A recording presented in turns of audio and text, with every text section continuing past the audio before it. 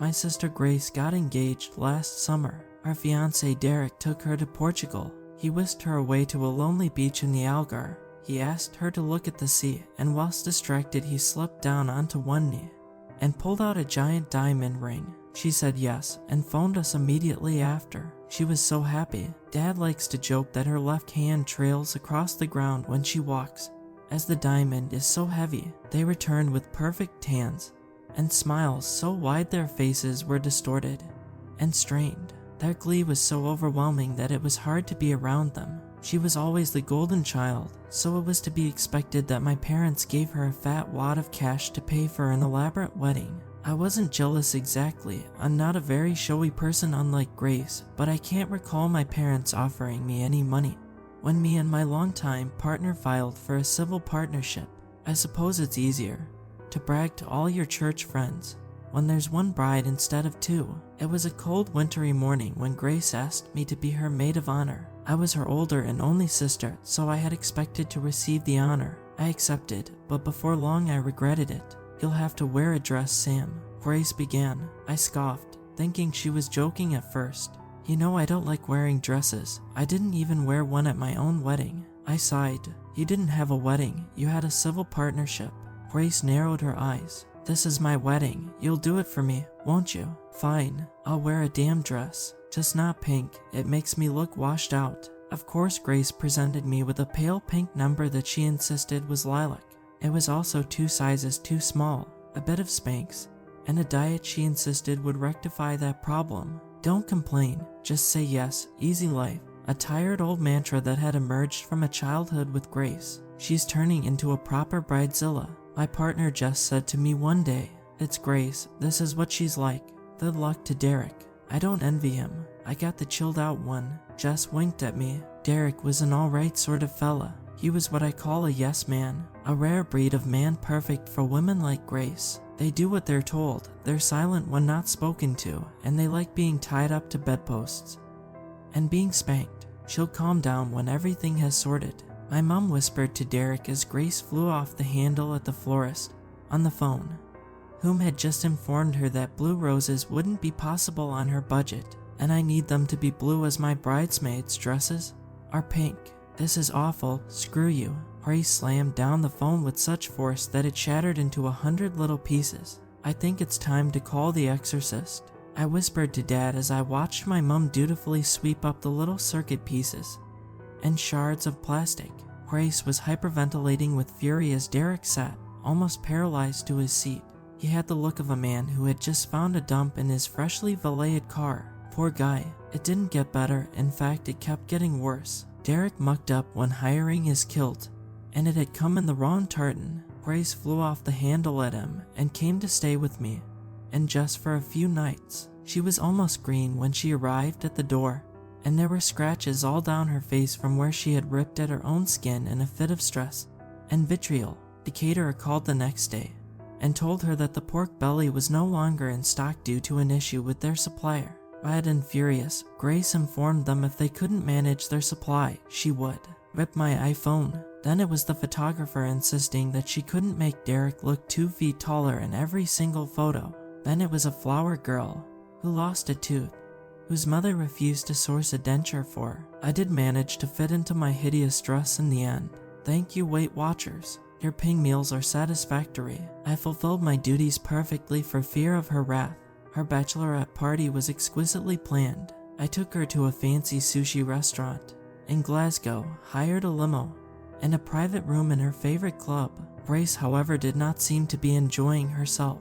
Did I do something wrong? I asked her, taking a long sip of my margarita. No, I mean this is great. Surprisingly, you did great. Grace forced a smile, glancing around at the fancy restaurant. She looked as though she was in pain.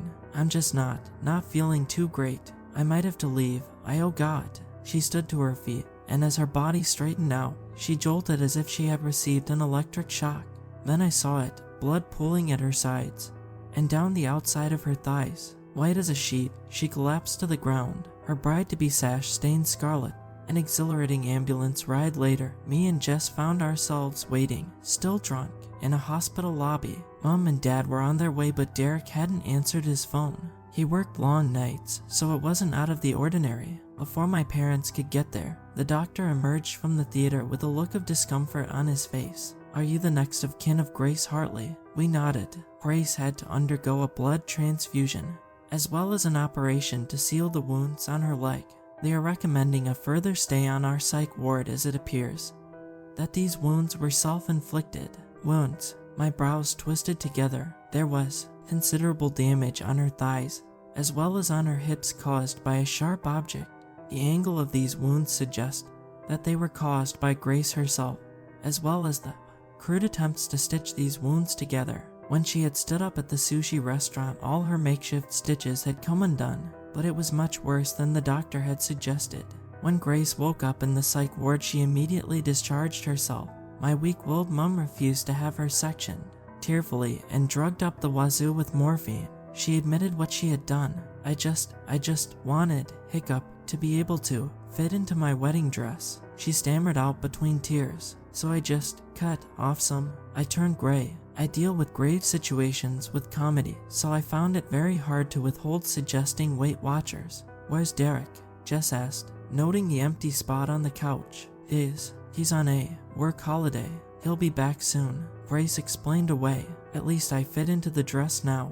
Everything has to be perfect." But Derek didn't return. Grace kept saying that his work holiday had been extended, but as the weeks went on, we all began to suspect he had finally had enough of getting spanked and saying yes, and hightailed it away from all the crazy. The day finally arrived. Jess and me both slipped into our ghastly dresses with dread pulling in our intestines. It was going to be awful.